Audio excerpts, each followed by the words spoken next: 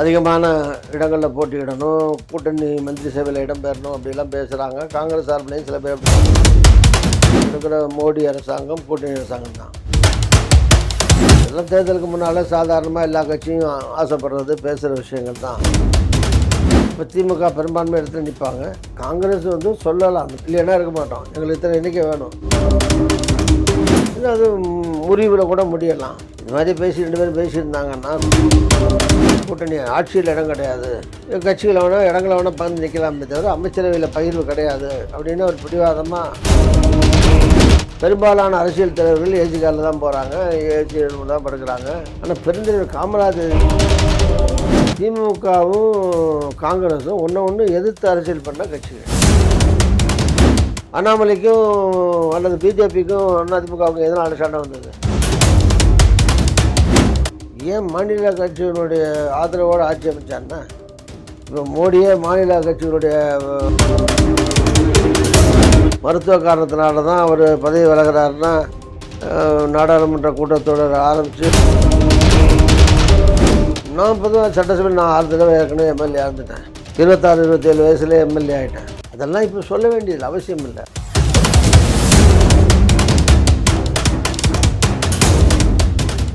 News square Tamil நேயர்களுக்கு வணக்கம். தமிழ்நாட்டில் கூட்டணி ஆட்சி அமைவதில் பாவமோ தவறோ இல்லை என பேசியது குறித்தும், தமிழ்நாடு காங்கிரஸ் கமிட்டி 2026 தேர்தலை எப்படி எதிர்கொள்ளப் போகிறது என்பது குறித்தும் பேசுவதற்காக நம்மிடையே காங்கிரசின் மூத்த தலைவர் திருநாவுக்கரசர் அவர்கள் இணைந்திருக்கிறாங்க. வணக்கம் சார். எப்படி சார் இருக்கீங்க? நல்லா இருக்கு சார். சமீபத்தில் தான் உங்களுடைய பாவல விழாவை கொண்டாடி இருக்கீங்க, அதனால எங்களுடைய டீம் சார்பாக உங்களுக்கு வாழ்த்துக்கள் சொல்லிக்கிறேன் சார். சார், சமீபத்திய பேட்டியில வந்து தமிழ்நாட்டில் கூட்டணி ஆட்சி கோரிக்கை கேட்பது வந்து பாவம் கிடையாது அப்படின்ற மாதிரி சொல்லியிருக்கீங்க. இந்தியா கூட்டணியில திமுகவுக்கான அழுத்தமா அல்லது என்டிஏ கூட்டணியில பாஜகவான சாதமான பதிலா அப்படின்ற ஒரு சந்தேகம் வருது சார், அதை பத்தி என்ன நினைக்கிறீங்க? அதாவது உங்கள் மாதிரி பத்திரிகையாளர் சந்திப்பில் கேட்குற போது இந்த மாதிரி எல்லா கட்சிகளும் அதிகமான இடங்களில் போட்டியிடணும், கூட்டணி மந்திரி சபையில் இடம் பெறணும் அப்படிலாம் பேசுகிறாங்க. காங்கிரஸ் சார்பிலையும் சில பேர் அப்படி பேசுகிறாங்களேன்னு கேட்டார். அதுக்கு நான் பதில் சொல்கிற போது அப்படி சொன்னேன், இது வந்து இந்த சமீப காலமாக இது கூட்டணி யுகம் மாதிரி எல்லா இடங்கள்லையும் பெரும்பாலும் கூட்டணி இருக்கிறது.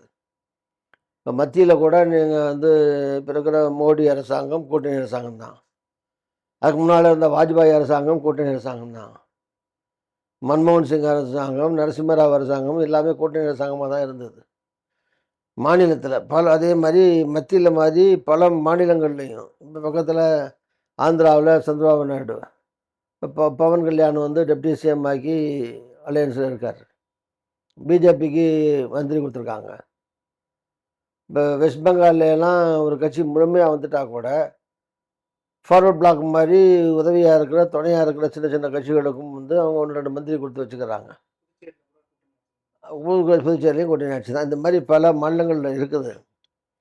ஆனால் தமிழ்நாட்டினுடைய கலாச்சாரம், தமிழ்நாட்டில் இது வரைக்கும் 1967க்கு முன்னாலேயும் சரி, தொடக்க காலத்தில் ஆரம்பம் 52, 53, 54 அந்த காலத்தில் ஒரு கூட்டணி ஆட்சி வந்தது சில கட்சிகளை சேர்த்து. அதுக்கு பிறகு கடந்த 90, 80, 90 ஆண்டுகளாக, அது குறிப்பாக 67ல் அதுக்கு பிறகு கூட்டணி ஆட்சி தமிழ்நாட்டில் இருந்ததில்லை.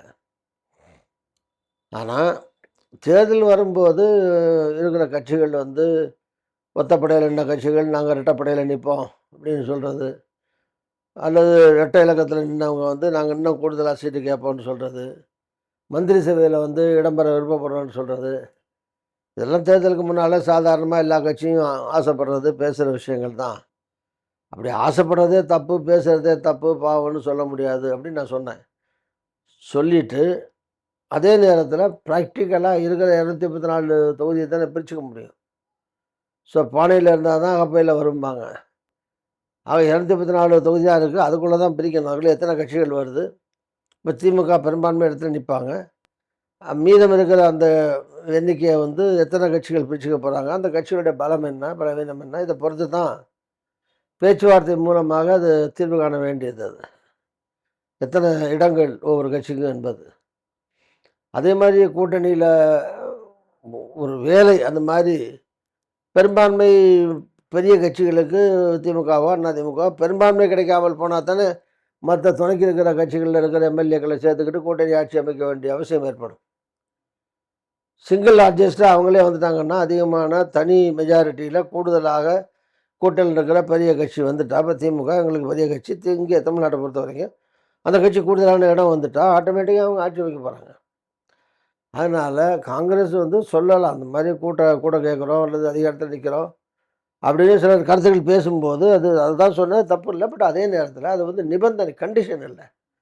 இந்த மாதிரி மந்திரி சபையில் வந்து எங்களுக்கு இடம் கொடுத்தா தான் நாங்கள் கூட்டணியில் இருப்போம், அல்ல ஒரு பர்டிகுலர் நம்பரை சொல்லி இந்த நம்பர் இத்தனை நம்பர் எங்களுக்கு கொடுத்தா தான் நான் கூட்டணியில் இருப்போம்னு எந்த கண்டிஷனும் காங்கிரஸ் போடலை. இந்த கூட்டணியில் இருக்கிற இந்தியா கூட்டணியில் இருக்கிற மற்ற கட்சிகளும் கூட எண்ணிக்கை கூட கேட்போம் குறைச்சி கேட்போம்னு சொல்லிட்டு இருக்காங்களே தவிர யாரும் வந்து அதை வந்து இதாங்கிட்ட கண்டிஷன் அப்படின்னு தான் நான் கூட்டணியில் இருப்போம், இல்லைன்னா இருக்க மாட்டோம், எங்களுக்கு இத்தனை எண்ணிக்கை வேணும், இத்தனை மந்திரி வேணும், அந்த மாதிரி எந்த கட்சியும் பேசலை, பேசுகிறதும் இல்லை. அதனால எங்களுடைய கூட்டணி ஸ்மூத்தாக தான் போகுது, அதில் ஒன்றும் பிரச்சனை கிடையாது. ஒருவேளை 2026ல திமுக பெரும்பான்மை பெறலனா காங்கிரஸ் இந்த கோரிக்கை வைக்குமா சார்? அந்த கோரிக்கையின் ஆட்சியில் பங்கு கேட்குமா சார்? அதுக்கு வாய்ப்பு இருக்குங்களா? இல்லை இல்லை, பெரும்பான்மை என்ன கேட்டிங்கன்னா திமுக பெரும்பான்மை பெறும். இந்த கூட்டணி வந்து பெரிய கூட்டணி, நிறையா கட்சிகள் இருக்குது. இது ஏற்கனவே எம்பியில் எல்லாம் ஜெயிச்சிருக்கோம், உள்ளாட்சி தேர்தலில் ஜெயிச்சிருக்கோம், எம்எல்ஏ தேர்தலில் ஜெயிச்சிருக்கோம். எம்எல்ஏ தேர்தலில் இதே கூட்டணி தானே வெற்றி பெற்று இப்போ இருக்கிற முதலமைச்சர் தான், அவர் தலைமையில் தான் தேர்தல் நடந்து பெரும்பான்மை பெற்றார். அதனால் இந்த 5 வருஷம் திருப்பி ஆட்சி நடத்தியிருக்காரு. 5 வருஷம் கழித்து வரும்போதும் பெரும்பான்மை பெறுவார்.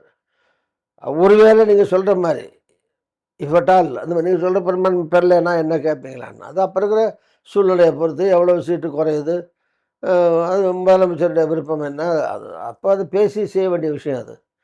ஆனால் இப்போ நீங்கள் கேட்டிங்கன்னா இப்போ வந்து அந்த மாதிரி பிரச்சனை எழாது. ஏன்னா திமுக இந்த கூட்டணியில் அறுதி பெரும்பான்மை திமுக பெறும் அப்படின்னா அதான் என்னுடைய எதிர்பார்ப்பு, என்னுடைய கால்குலேஷன். சார், இந்த கூட்டணி ஆட்சி பேசு பொருளாகிறது வந்து திமுக கூட்டணியோட அதிமுக கூட்டணிக்கு தான் வந்து ஒரு அச்சுறுத்தல் ஏற்படுத்த பார்க்கப்படுது சார். ஏன்னா இப்போ இபிஎஸ் பயணம்லாம் கூட தொடங்கி இருக்காரு. அதாவது ஒரு சைடு வந்து மத்திய உள்துறை அமைச்சர் அமித்ஷா வந்து கூட்டணி ஆட்சி தான் அப்படின்னு சொல்லிட்டு வர்றாரு. இபிஎஸ் வந்து கூட்டணி ஆட்சியில கொடுக்கறது நாங்க என்ன ஏமாளிகளா அப்படின்னு சொல்லிட்டு அவர் சுற்றுப்பயணத்தெல்லாம் பேசிட்டு வர்றாரு. அவங்களுக்கு நடுவில் வந்து தொடர்ச்சியா அந்த முரண்பாடு இருந்துகிட்டே இருக்கு சார். இது இந்த எங்க போய் முடியும்? இல்லை, அது முறிவில் கூட முடியலாம். இது மாதிரி பேசி 2 பேரும் பேசியிருந்தாங்கன்னா கூட்டணி இருந்தால்தான், கூட்டணி அமைச்சருடைய இடம் இருந்தால்தான் கூட்டணின்னு அமித்ஷாவோ பிஜேபியோ நாங்கள் என்ன ஏமாளிகளா, கூட்டணி ஆட்சியில் இடம் கிடையாது, கட்சிகளை வேணால் இடங்களை வேணால் பகிர்ந்து நிற்கலாமே தவிர அமைச்சரவையில் பகிர்வு கிடையாது அப்படின்னு ஒரு பிடிவாதமாக அப்படி சொன்னால் ஒருவேளை கூட்டணி வந்து ஏற்படாமல் கூட போகலாம். அல்லது இந்த கூட்டணி இன்னும் வந்து முழுமையடையவில்லை, பேச்சுவார்த்தை முழுமையடையவில்லை என்பதை காட்டுகிறது. இப்போ எடப்பாடியே வந்து இல்லை, வாய்ப்பே இல்லை, நாங்கள் ஏமாளிக்கலாங்கிறாரு. அறுதி பெரும்பான்மை வரலைன்னா இப்போ திமுகவுக்கு கேட்டீங்க, அண்ணா திமுக அறுதி பெரும்பான்மை என்ன செய்வார்? அந்த மாதிரி ஒரு சூழ்நிலை வந்தால் அப்போ போட்டு தானே ஆகணும். அதுக்குமே பிஜேபி எத்தனை இடத்துல ஜெயிக்கிறாங்க, எத்தனை இடத்துல ஜெயிக்கிறாங்க, இவர் எவ்வளோ வராரு, இல்லை எத்தனை மற்ற கட்சிகள் இருக்குது, அதில் அவங்க எவ்வளோ ஜெயிக்கிறாங்க, இதெல்லாம் எத்தனை பேரை சேர்த்து ஆட்சி அமைக்க முடியும், பேச முடியும், பண்ண முடியும். இதெல்லாம் தேர்தலுக்கு பின்னால் நிகழக்கூடிய விஷயங்களை வந்து ஜோசியமா கேசியமாலாம் இப்போ சொல்ல முடியாது. முன்னாள் முதலமைச்சர்கள் எம்ஜிஆர், ஜெயலலிதா கூட ரொம்ப காலமா பயணிச்சிருக்கீங்க. அப்போது இருந்த அதிமுகவுக்கும் இபிஎஸ் தலைமையிலான அதிமுகவுக்கும் என்ன வித்தியாசம் சார் பார்க்குறீங்க? இப்போது இருந்த நீங்கள் வந்து அதிமுகங்கிறது புரட்சியாளர் எம்ஜிஆர் தான் அந்த கட்சியை உருவாக்கின தலைவர்.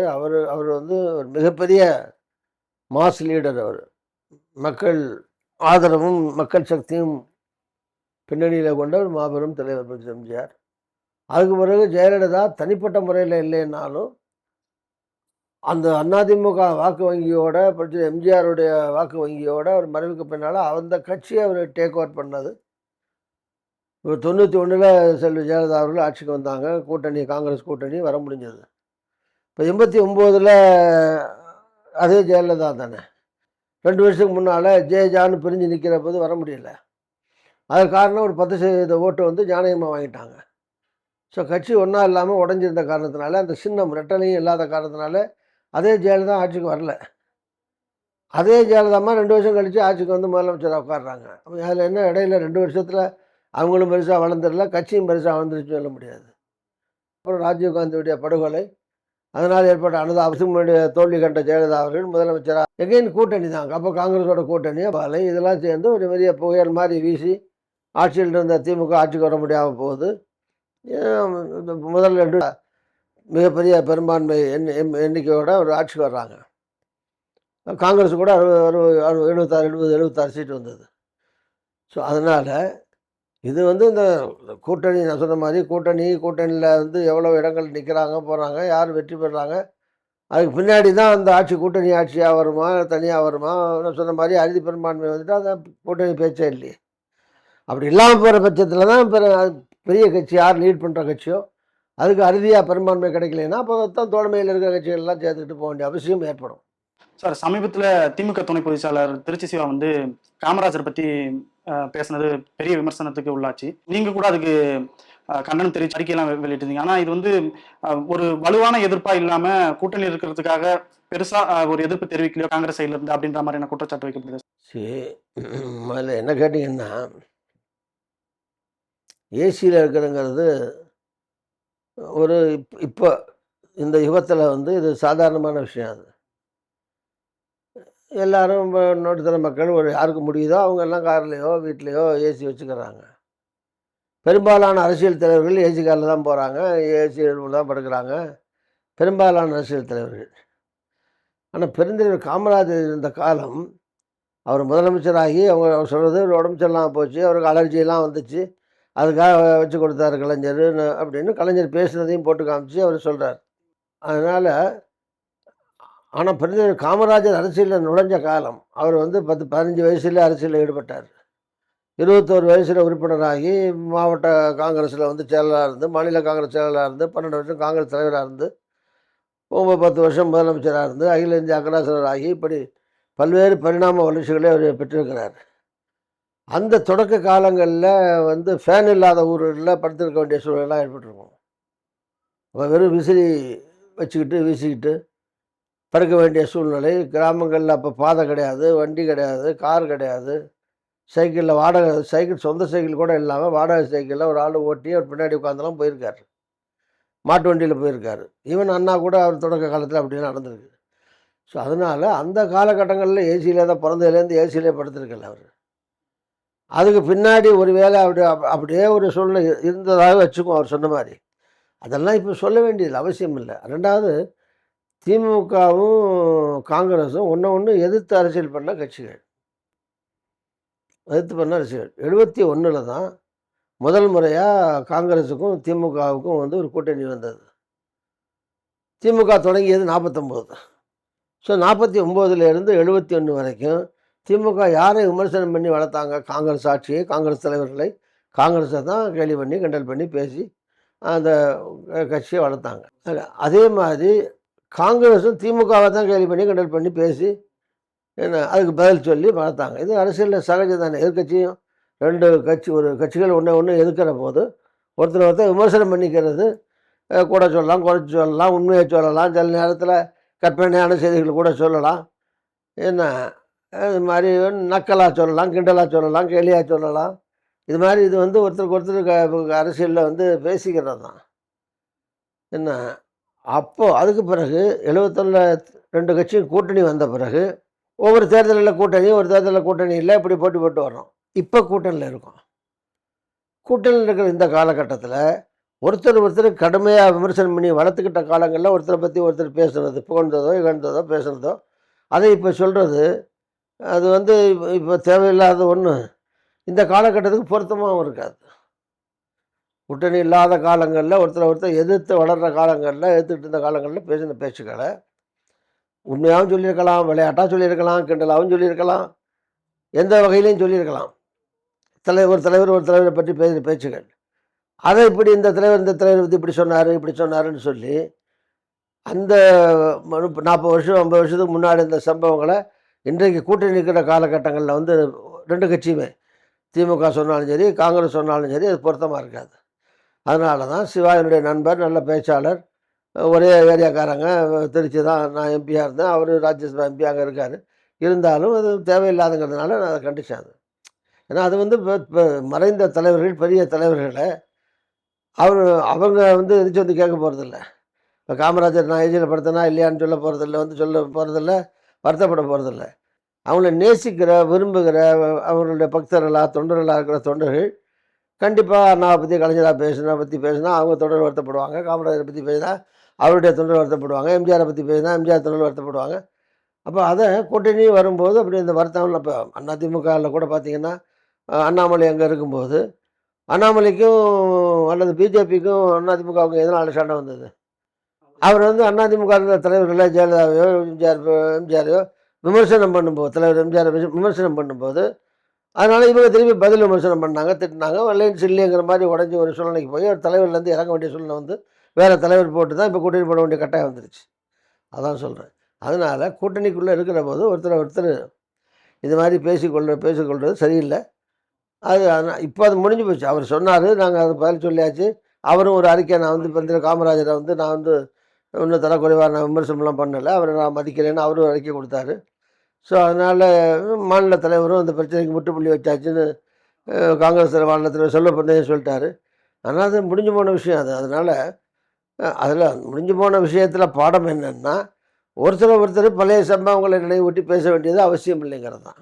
இல்லை சார், அது சிஎம் அறிக்கை வெட்டும் போது கூட அது முடிஞ்சதுன்னு எடுத்துக்கிட்டாலும் அதிமுகவும் பாஜகவும் வந்து திமுக கூட்டணியில விரிசல் வருமானு பயங்கரமா எதிர்பார்த்துட்டு இருக்காங்க. இந்த சமயத்துல இந்த மாதிரியான ஒரு இது திருச்சி சிவானுடைய கருத்து வந்து தவிர்க்கப்பட வேண்டியது தானே? ஆமாம், அதனால தான் வேண்டாம்னு சொன்னோம். அதனால தான் கண்டித்து அறிக்கை கொடுத்தோம். அது அவசியம் இல்லாதங்கிறதுனால சொன்னோம். அவரும் நான் ஏதோ முந்தி பேசினதை நான் போட்டு பேசினேன், பெருந்தலைவர் காமராஜரை நான் மதிக்கிறேன் அப்படின்னா அவரும் ஒரு அறிக்கை கொடுத்துட்டாரு. அதோட முற்றுப்புள்ளி வச்சாச்சு. அப்புறம் அதுக்கு மேலே கூட்டணி இருக்கிற கட்சிகள் ஒருத்தர் திருப்பி விமர்சனம் பண்ணிட்டு இருக்கிறது நல்லது இல்லையே. தமிழ்நாடு காங்கிரஸ் கமிட்டியில வந்து மூத்த தலைவர்களை ஓரங்கட்டுறதுக்கான முயற்சி நடக்கிறதாவும், அவங்க அதாவது மூத்த தலைவர்கள் அல்லது செயல்பட்டு இருக்க தலைவர்கள் வந்து ஒரு ஒற்றுமை இல்லை அப்படின்னு வெளியே பேசப்பட்டு வரும் சார். அதை எப்படி பாக்குறீங்க? அது உண்மைதானா? வெளியே என்ன வேணாலும் பேசலாம். யதார்த்தம் என்னன்னா, எல்லா கட்சிகள்லையுமே சின்ன சின்ன கருத்து மாற்றங்கள் இருக்க தான் செய்யும். திமுக இருக்கட்டும், அதிமுக இருக்கட்டும், காங்கிரஸ் இருக்கட்டும், பிஜேபி இருக்கட்டும். இப்போ பிஜேபியில் வந்து இருக்கிற முக்கிய தலைவர்களுக்கு மத்தியில் கருத்து வேறுபாடுகள் இல்லையா? இருக்குது. கருத்து மோதல்கள் இல்லையா? இருக்குது. மாநில அளவில் அது மாதிரி அகில இந்திய அளவிலையும் கூட பெரிய கட்சிகளில் சின்ன சின்ன பிரச்சனைகள் இருக்கும். அதை வந்து பெருசுப்படுத்த வேண்டிய அவசியம் இல்லை. இப்போ தமிழ்நாட்டிலையும் வந்து இருக்கிற தலைவர்களுக்கு மத்தியில் சின்ன சின்ன அபிப்பிராய பேதங்கள் இருக்கலாம். ஆனால் அது கட்சியை பாதிக்கிறதாக இல்லை. ரெண்டாவது தனிநபரை நோக்கியும் இல்லை. இப்போ யாருங்க இருக்கிற முக்கிய தலைவர்களோ, முன்னாள் தலைவர்களோ, மாநில தலைவராக இருக்க செல்வப்பிரந்தைக்கு எதிராகவோ தனிப்பட்ட முறையிலையோ யார் என்ன விமர்சனம் பண்ணியிருக்காங்க? யாரும் ஒன்றும் பண்ணலையே. எங்களோட யாரும் விமர்சனம் பண்ணுறதில்ல. அவர் நிகழ்ச்சியில் போய் பங்கேற்க தானே செய்கிறோம். இப்போ பெருந்தலைவர் காமராஜர் விழா நடந்தது, நான் போனேன், மேலே போட்டோம், நிகழ்ச்சியில் கலந்துக்கிட்டோம். ஸோ எல்லாம் ஒன்றா தானே பண்ணுறோம். ஒரு சில பேர் இப்போ டெல்லியில் கலந்துக்குவாங்க, அதனால் இங்கே வர முடியாமல் போயிருக்கும். சில பேர் ஊரில் நிகழ்ச்சியில் கலந்துக்குவாங்க, அதனால் இங்கே வர முடியாமல் போயிருக்கும். ஸோ காங்கிரஸில் வந்து தலைவர்களுடைய எண்ணிக்கை 100க்கும் மேற்பட்ட தலைவர்கள், அதுலேயும் முக்கிய தலைவர்கள், அகில இந்திய தலைவர்கள், மாநில தலைவர்கள் பார்த்தீங்கன்னா 100க்கும் மேற்பட்ட தலைவர்கள் இருக்காங்க. அவருடைய பிறந்த நாள், நினைவு நாள் பார்த்திங்கன்னா மாதத்துக்கு 10 நிகழ்ச்சி வந்துகிட்டே இருக்கும். ஸோ அதில் முக்கியமான இப்போ பெருந்தலைவர் காமராஜர் மாதிரி, காந்தி மாதிரி, நேரு மாதிரி, இந்த மாதிரி பெரிய தலைவர் நிகழ்ச்சிகளில் பெரும்பாலும் கலந்துக்கிறாங்க. பாக்கி சில நிகழ்ச்சிகளில் சில பேர் தொகுதியில் கலந்துக்குவாங்க. சில பேர் உடம்பு சரியில்லை, வீட்டிலே படத்தை வச்சு மாலையை போட்டுறாங்க. ஸோ இந்த மாதிரி முடிஞ்ச நிகழ்ச்சிகளை எல்லோரும் ஒன்றா தான் கலந்துக்கிறாங்களே தவிர, செல்வப்பிரந்தைக்கு எதிராக ஒரு முகாமோ அந்த மாதிரி மாநில தலைவர்கள் 3-4 பேர் தான் இருக்கும். இப்போ இளங்கோவன் இல்லை, ஒரு சில பேர் உடல்நிலை கருதி வாரதில்லை, வயசில் மூத்தவங்க. பாக்கி 2-3 பேர் தான் இருக்கும். முன்னாள் தலைவர்னு பார்த்தீங்கன்னா நான், தங்கபாலு, அழகிரி, கிருஷ்ணாமேனா 4 பேர் இருக்கும். எங்களுக்குள்ள ஒன்றும் கருத்து அவரோட வந்து இதில் யாருக்கும் கருத்து மோதலோ சண்டையோ ஒன்றும் கிடையாது. தமிழ்நாடு காங்கிரஸ் கமிட்டியினுடைய தலைவர் அவர் வந்து அவருடைய செயல்பாடு எப்படி இருக்கு? சமீபத்தில் பாமகவினுடைய நிறுவனர் ராமதாஸ் நேரில் போய் சந்திச்சிருக்காரு. அவர் அதாவது பாமகவை இந்தியா கூட்டணியில் இணைக்கிறதுக்கான முயற்சி ஏதாவது நடக்குதா? இல்லை, அதெல்லாம் அவர் பதில் சொல்லிட்டாரு. நான் மொழியா நிமித்தமாக தான் பார்த்தேன், கூட்டணி பேசுறதுக்காக போய் பார்க்கல.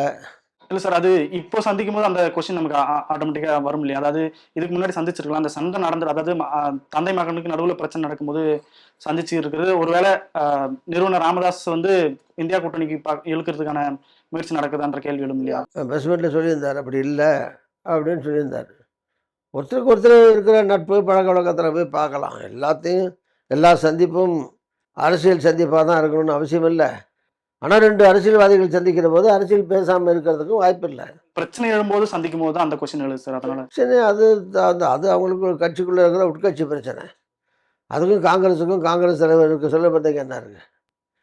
அது அப்பா மகனுக்கு இடையில அந்த கட்சியில் வந்து 2 நிறுவனர் தலைவர்களுக்கு இடையில் நடக்கிற பிரச்சனை. அதுவே காங்கிரஸுக்கும் அதுக்கும் ஒன்றும் சம்மந்தம் இல்லையே. இந்தியா கூட்டணி அழைக்கிறதுக்கான எந்த ஒரு முயற்சியும் நடக்கலையா சார்? அப்படி எடுத்துக்கலாமா? இல்லை ஏற்கனவே அவர் பிஜேபி கூட்டணியில் பார்லிமெண்ட்லாம் இருந்திருக்காரு. இப்போ வந்து எந்த கூட்டணியில் போகிறாங்கன்னு பின்னாடி மாநாடு போட்டு தான் சொல்லின்னு அவர் சொல்லியிருக்காரு. பூம்புகார் மாநாட்டுக்கு அப்புறம் தான் தெரியும். அப்படின்னு சொல்லுவேன்னு ராமதாசன் சொல்லியிருக்காரு. அதனால் இது அந்த கட்சி எடுக்க வேண்டிய முடிவு இல்லை. அது போய் இவர் ஒரு கட்சி தலைவர் போய் கூப்பிட்டு அது மாதிரி அதுக்காக போன மாதிரி எனக்கு தெரியல. அதுக்காக போகல அவர். தாவேக்கானுடைய 2வது மாநாடு வந்து மதுரையில் நடக்க இருக்கிறதாகவும், அதாவது மக்களவை எதிர்க்கட்சி ராகுல் காந்தி அதுக்கு அழைக்க போறதாகவும் கூட ஒரு தகவல் வெளியாட்டிருக்கு சார். அது அப்படி ஏதாவது ஒரு அழைப்பு இருக்குங்களா? இந்த மாதிரி கேட்டாங்க, அந்த மாநாட்டில் கலந்துக்க போகிறாருன்னு கேட்டாங்க. நான் கூட சொன்னேன், இது என்ன புது கதையாக இருக்குன்னு கூட சொன்னேன் நான். ஸோ அதனால் அந்த மாதிரி எங்களுக்கு தெரியும். அந்த மாதிரி எதுவும் இன்னும் முடிவாகலை. இந்த மாதிரி இது வரைக்குமே இவங்க போய் கூப்பிட்டதாகவோ வர்றதுக்கு சம்மதிச்சுக்கிட்டாதவோ எங்களுக்கு தெரியாது. பத்திரிகையிலையும் அந்த மாதிரி சந்திப்பு வந்ததா எந்த பத்திரிகையிலையும் செய்தி வரல. சும்மா இந்த மாதிரி ரூமர்ஸ் தான் அது. செய்திகள் அது மாதிரி கசிய விடுதே தவிர மாநாட்டுக்கு வரப்போகிறாரு அப்படிலாம் வர்ற செய்திகள் கசிய விடப்படுதே தவிர அது வந்து அது அந்த மாதிரி உண்மையாக சந்திப்பு நடந்ததாக எந்த தொலைக்காட்சி பத்திரிகை இதுலேயும் வரல. இப்படி ரகசியமாகலாம் சந்திக்கிறதுக்கு வாய்ப்பும் இல்லை. அதனால் அது வந்து ஆதாரம் இல்லாத செய்தி. அது 2 பேரும் சந்திக்க போகிறாங்கங்கிறது ஆதாரம் இல்லாத செய்தி. அது சரி, இவர் தாவேக தலைவர் விஜய் வந்து தன்னுடைய அரசியல் எதிரியா திமுகவும், கொள்கை எதிரியா பாஜகவும் தான் விமர்சித்து வர்றாரு. காங்கிரஸையோ அதிமுகவோ அவர் விமர்சிக்கிறத வந்து தவிர்த்துட்டு தான் வர்றாரு. எதிர்காலத்துல தாவேக கூட காங்கிரஸ் கூட்டணி வைக்கிறதுக்கான வாய்ப்பு இருக்கா, அல்லது விஜயை வச்சு காங்கிரஸ் ஏதாவது திட்டமிடுறதுக்கான வாய்ப்பு இருக்கா சார்? இது வரைக்கும் இப்போ நம்ம பேட்டி கொடுக்குற இந்த நேரம் வரைக்கும் திமுக கூட்டணியில் காங்கிரஸ் இருக்குது. என்னுடைய கணிப்பு, கால்குலேஷன், கேசியம், ஜோசியம், அதில் யதார்த்தம் எல்லாமே வந்து இந்த தேர்தலில் வந்து திமுக காங்கிரஸ் ஒரே அணியில் ஒன்றா தான் போகும். இந்தியா கூட்டணி சார்பில் தான் போட்டி இருக்கும். அதில் ஒன்றும் பிரச்சனையோ புலவோ வர்றதுக்கு வேணும் வாய்ப்பில்லை. எதிர்காலத்தில் என்ன நடக்கும்னு எனக்கு அதெல்லாம் ஜோசியம் சொல்ல முடியாது. எதிர்காலத்தில் அடுத்த எலெக்ஷன் போட்டி 5 வருஷம் கழிச்சு என்ன நடக்கும், 10 வருஷம் கழிச்சு என்ன நடக்கும், அதெல்லாம் வந்து இப்போ நம்ம கணிக்க முடியாது. கூட்டணி ஆட்சியினுடைய, அதாவது மாநில கட்சியினுடைய சப்போர்ட் இல்லாம மத்தியில ஆட்சி அமைக்க முடியுமா அப்படின்றதான். ஏன் மாநில கட்சியினுடைய ஆதரவோடு ஆட்சி அமைச்சான்னா, இப்போ மோடியே மாநில கட்சிகளுடைய ஆதரவோடு தானே ஆட்சி அமைச்சிருக்காரு. ஆட்சிக்கு வரணுங்கிறது தானே. முடிஞ்சால் தனியாக வரலாம், இல்லைன்னா கூட்டணியில் கூட வரலாம். ஸோ அது காங்கிரஸ் எவ்வளோ வருது, மற்ற கட்சிகள் மாநில கட்சிகள் எவ்வளோ வருதுங்கிறத பொறுத்து இருக்குது. ஆனால் எப்போவுமே காங்கிரஸ் தான் தலைமையாக இருக்கும். காங்கிரஸ் தலைவர் ராகுல் காந்தி தான் பிரதமர் வேட்பாளர். அதில் ஒன்றும் சந்தேகம் கிடையாது. இப்போ எதிர்க்கட்சி தலைவர் ராகுல் காந்தி தானே இருக்கார். அதிகமான இடத்துல 100 இடத்துல காங்கிரஸ் தானே இருக்குது. இந்தியாவிலேயும் இருக்கிற கட்சிகள்லேயே காங்கிரஸ் கட்சி தானே பெரிய கட்சி. பாக்கி கட்சிகள்லாம் தேசிய கட்சின்னு சொன்னால் கூட மாநில லெவலில் தான் மற்ற கட்சிகள்லாம் இருக்குது. ஸ்டேட் பார்ட்டிஸ் தானே. National party Marxist national party. ஆனாலும் கேரளா, வெஸ்ட் பெங்கால் இப்படி 1-2 இடத்துல தானே இருக்காங்க. இந்தியா பூரா இருக்கிற கட்சின்னு பார்த்தீங்கன்னா காங்கிரஸு, அந்த பக்கத்தில் பார்த்தீங்கன்னா பிஜேபி, அப்படி தானே. பிஜேபிக்கு மாற்றுன்னு வர்ற போது காங்கிரஸ் தான் மாற்று. பெரிய கட்சினா காங்கிரஸ் தான், தலைமைனா காங்கிரஸ் தான், பிரதமர்னா ராகுல் காந்தி தான். தனியாக அதிகம் வந்துட்டால் தனியாக ஆட்சி, இல்லைன்னா மற்ற கட்சிகளை சேர்த்து கூட்டணி ஆட்சி. அது எவ்வளோ இடத்துல வர்றாங்கிறத பொறுத்து இருக்குது. பெரும்பான்மை அமைக்க முடியுமா? ஏன் அமைக்க முடியாது? காங்கிரஸ் வந்து ஒரு காலத்தில் பெரும்பான்மையோடு ஆட்சி நடத்துகிற கட்சி தானே. 300-400 இடங்களில் வெற்றி பெற்று ஆட்சி நடத்திக்கிருந்த கட்சி தானே காங்கிரஸ். அதே நிலை மீண்டும் வரலாம், வரக்கூடாது, வர முடியாது எப்படி சொல்ல முடியும்? வர்றதுக்கு வாய்ப்பு இருக்குது. அது இந்த தேர்தல், அடுத்த தேர்தலில் வரலாம், அதுக்கு அடுத்த தேர்தலில் வரலாம், ஒரு தேர்தல் தாண்டி வரலாம். பட் வாய்ப்பு இல்லைன்னு சொல்ல முடியாது, வாய்ப்பு இருக்குது. வர முடியாது, வாய்ப்பு இல்லைன்றது இல்லை சார். ஆனால் கடந்த தொடர்ச்சியாக 3வது முறையாக இப்போ வந்து ஆட்சி அமைக்கிறாங்க. இப்போ கடைசியாக இந்த ஆட்சி தான் வந்து கூட்டணி ஆட்சி. அதுக்கு முன்னாடி தனித்து தான் பெரும்பான்மையோட ஆட்சி அமைச்சிருக்காங்க. பாஜகவை வீழ்த்துறதுக்கான திட்டமா என்ன காங்கிரஸ் கிட்ட இருக்குது? அதை இப்போ பிஜேபியே பார்த்தீங்கன்னா தொடக்க காலத்தில் ஜனசங்கம்னு இருக்கும்போது 2 இடத்துல தான் ஜெயிச்சது. அப்புறம் அடுத்த தேர்தலில் 20 வந்தது. அப்புறம் பிஜேபி ஆன பிறகு 40 ஆச்சு, 50 ஆச்சு, 100 ஆச்சு, 120 ஆச்சு. முதல் வாஜ்பாய் வந்து 13 நாள் இருந்தார், அப்புறம் 13 மாதம் இருந்தார், அப்புறம் ஒரு 4 வருஷம் இருந்தார். பெரும்பான்மை இல்லாமல் மற்ற கட்சிகளை சேர்த்துக்கிட்டு தான் இருந்தார். இப்போது மோடி அவர்களும் இப்போ வந்து கூட்டணியாக தான் ஆட்சி நடத்திட்டு இருக்காரு. ஸோ அந்த மாதிரி ஒரு தேர்தலில் போனதில் 52 இருந்தது, அதுக்கு முந்தி 42 இருந்தது, 52 இருந்தது, இப்போ 100 ஆச்சு. அடுத்த தடவை 200 ஆகலாம், 250 ஆகலாம், தனியாக பெரும்பான்மையும் பெறலாம். இல்லை தனி பெரும்பான்மை இல்லைன்னா கூட்டணி கட்சியில் சேர்த்துட்டு ஆட்சி அமைக்கக்கூடிய சூழ்நிலை வரலாம். அதுக்கடுத்த தேர்தலில் பெரும்பான்மை வரலாம். ஸோ இது வந்து அரசியலுங்கிறது ஒரு தொடர் ஓட்டம் தானே தவிர, இது வந்து 100 மீட்டர் ஓட்டம் மாரி ஓடி போய் நிற்கிறது இல்ல. இது கன்டினியூஸ் தொடர்ச்சியா ஓடுற ஒரு தொடர் ஓட்டம். அது நடந்துகிட்டே இருக்கும். ஏதாவது ஒரு காலகட்டத்தில அது அறுதி பெரும்பான்மை பெறக்கூடிய வாய்ப்பு ஒரு சூழ்நிலையில ஒரு தேர்தல்ல வரலாம். வரக்கூடாதுன்னு ஒண்ணும் இல்லையே. சார், இப்போ மழைக்கால கூட்டத்தொடர் வந்து இப்போ தொடங்கியிருக்கு 2 நாளைக்கு முன்னாடியிலிருந்து. தொடங்குறதுக்கு முன்னாடி பதவி ராஜினாமா செஞ்சிருக்கலாம் நம்ம குடியரசு துணைத் தலைவர் ஜெகதீப் தன்கர். அவருடைய பதவி ராஜினாமா செய்ததுல ஏதாவது அரசியல் உள்நோக்கம் இருக்குமா சார்? கண்டிப்பா ஏதோ பிரச்சனை இருக்கு அவரு. துணை ஜனாதிபதி வந்து உள்ளபடியா உடம்பு சரியில்ல, உடல்நிலை சரியில்லாத காரணத்தினால வந்து மருத்துவ காரணத்தினால தான் அவரு பதவி விலகுறாருன்னா, நாடாளுமன்ற கூட்டத்தொடர் ஆரம்பிச்சு அன்னைக்கு தான் பண்ணணும்னு இல்லையே. முந்தைய பண்ணியிருக்கலாம். உண்மையான காரணமும் இருக்கலாம். இருக்கவே இருக்காதுன்னு சொல்லல. ஒரு வேளை திடீர்னு உடம்பு சரியில்லாம யாருக்கு வேணாலும் சடனா கூட உடம்பு சரியில்லாம போகலாம். பீகார் தேர்தல் வர்றது சமயத்துல அவர நிதிஷ்குமார வந்து துணை குடியரசுத் தலைவரா நிறுத்தத்துக்கான முயற்சி நடந்து வர்றதாகவும் சொல்லப்படுது. நிதிஷ்குமார் வராரா? பிஜேபியில யாரையாவது மூத்த தலைவரை கொண்டு வராங்களா? இல்ல யார கொண்டு வர போறாங்கங்கிறது அது ஆட்சியில் இருக்கிற கட்சி பிஜேபி தான் முடிவு பண்ணி கொண்டு வருவாங்க. அப்படின்னு நினைக்கிறேன் நான். அதனால இது இன்னார் தான் துணை ஜனாதிபதி வேட்பாளரா வருவாருன்னு என்னால சொல்ல முடியாது. இருந்தவரை சொல்றது வந்து போற அந்த நிகழ்வுகள பார்த்தா, அது எதார்த்தமா அவர் உடல்நிலை சரியில்லாம அவரா போன மாரி தெரியல. ஏதோ ஒரு வகையான நிர்பந்தத்தில அவரு ஏதோ ஒரு காரணங்களுக்காக அவர் நீக்கப்பட்டிருப்பார் என்கிற சந்தேகம் தான் நாட்டு மக்கள் மத்தியிலே இருக்கிறது. அதுக்கு மேல அது கடவுளுக்கு தான் தெரியும். பாரத் ஜோடோ யாத்திரை வந்து ராகுல் காந்தி நடத்தினாரு. 2 கட்டமா நடத்தி முடிஞ்சிருக்கு. திரும்ப எலெக்ஷன் நெருக்கத்திலயோ அல்லது திரும்ப இது மாதிரியான யாத்திரை ஏதாவது நடக்கிறதுக்கான வாய்ப்பு இருக்கா சார்? இல்ல யாத்திரை அவர் வந்து வடக்கு, தெற்கு, கிழக்கு, மேற்குன்னு போயாச்சே. இப்ப தேர்தல் வரப்போகுது. இன்னும் 2 மாதத்துல 3 மாதத்துல பீகார் தேர்தல் வரப்போகுது. அதுக்கடுத்து தமிழ்நாடு, பாண்டிச்சேரி, அஸ்ஸாம், வெஸ்ட் பெங்கால், கேரளா இந்த மாதிரி 5 ஸ்டேட்டில் எலெக்ஷன் நடக்க போகுது. இனிமேல் அந்தந்த மாநிலத்தில் தேர்தல் நடக்கிற மாநிலங்களில் சுற்றி வர்றதுக்கே நேரம் இருக்காது. 5-6 மாதம் தானே இருக்குது. ஜனவரியில் கோட் ஆஃப் கான்டாக்ட் வந்துடும், பிப்ரவரியில் அனௌன்ஸ்மெண்ட்டே வந்துடும், மார்ச்சில் எலெக்ஷன், ஏப்ரலில் கவர்மெண்ட் ஃபார்மேஷன், இது மாதிரி வந்துடும் மாநிலங்களில். அதனால் மிச்சம் இருக்கிற 3-4 மாதங்களில் தேர்தலுக்கான ஆயத்தங்கள், கேண்டிடேட் செலெக்ஷனு, அது சம்மந்தமான வாதங்கள், டிஸ்கஷன்ஸு, அந்த மாநிலங்களுக்கு போகிறது, கட்சியை ட்யூன் அப் பண்ணுறது, இந்த வேலைகள் தான் சரியாக இருக்கும். இதுக்குள்ளே இன்னொரு பயணம் போட்டு 2 மாதம் தேர்தலுக்கு முன்னால் நடக்கிறதுக்கான வாய்ப்பு வராது. அந்தந்த மாநிலங்களில் சுற்றுப்பயணம் செய்வார். 2026 தேர்தலில் நீங்கள் போட்டிடுவீங்களா சார்? நான் பொதுவாக சட்டசபையில் 6 தடவை ஏற்கனவே எம்எல்ஏ இருந்துட்டேன். 26-27 வயசுலேயே எம்எல்ஏ ஆகிட்டேன். இப்போ 50 வருஷம் ஆக போகுது. ஆகி துணை சுவர் ஆகிட்டேன். தொடர்ச்சியாக தமிழ்நாடு வரலாற்றில் நிறைய பேர் நேரத்தில் ஜெயிச்சிருப்பாங்க. ஆனால் ஒரே தொகுதியில் தோல்வியே இல்லாமல் கண்டினியூஸாக 6 தடவை அப்படிங்கிறது அநேகமாக வேறு யார் இருக்காங்களா எனக்கு தெரில. அந்த மாதிரி ஒரு வரலாறுலாம் அறந்தாங்கி இருக்குது. அறந்தாங்கி மக்கள் வாக்களித்து வெற்றி பெற வச்சுருக்காங்க.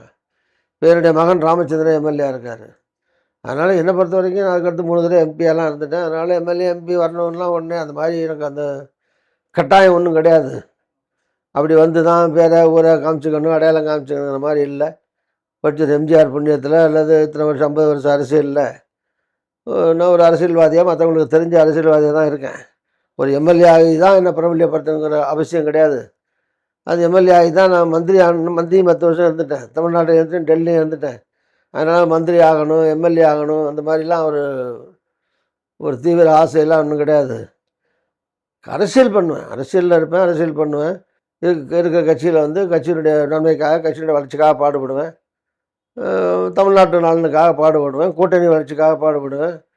அந்த மாதிரி பண்ணுவேனே தவிர எனக்கு எம்எல்ஏ வேணும், எம்பி வேணும் அல்லது மந்திரி வேணுங்கிற நிர்பந்தம் ஒன்றும் கிடையாது. அப்படி நின்று தான் ஆகணுங்கிற கட்டாயமும் கிடையாது.